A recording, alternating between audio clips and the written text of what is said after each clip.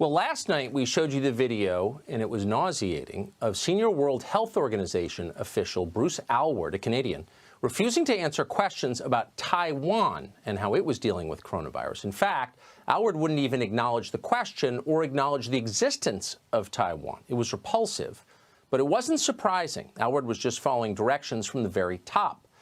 Tedros Adhanom, he's the Director General of the World Health Organization, got his job with Chinese support after he covered up cholera outbreaks in his home country, a perfect man to lead the World Health Organization. And he has subsequently set the standard for corruption there. Here he is in January. Watch this. The Chinese government is to be congratulated for the extraordinary measures it has taken to contain the outbreak. The speed with which China detected the outbreak, isolated the virus, sequenced the genome, and shared it with WHO and the world are very impressive and beyond words. China is actually setting a new standard for outbreak response, and it's not an exaggeration.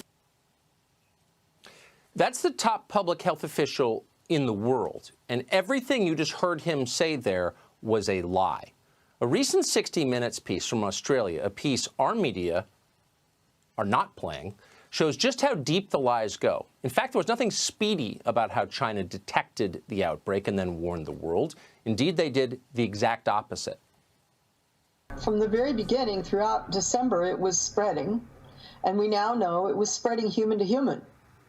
But the official line of the Chinese government was that this was all related to an animal market, and once they closed the market, it would all go away. Did they know differently at that time? Absolutely. Because they were seeing cases coming into the hospitals that had nothing whatsoever to do with that animal market. So the World Health Organization's leadership tells you that China, quote, set the standard for the outbreak to the response. Apparently that standard includes disappearing doctors who tell the truth about it.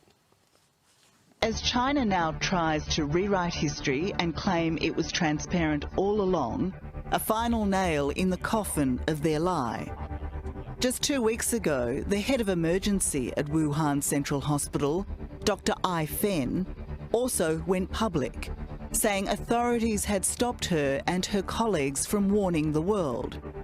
She has now disappeared, whereabouts unknown.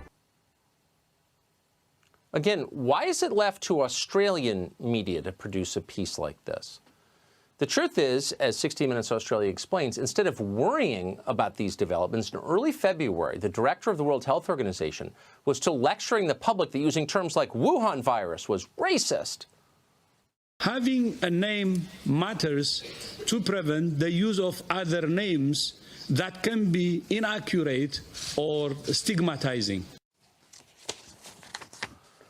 You might think that a World Health Organization, a group that got 58 million of your tax dollars last year, might care that a government arrests doctors and lies about deadly new diseases, but no.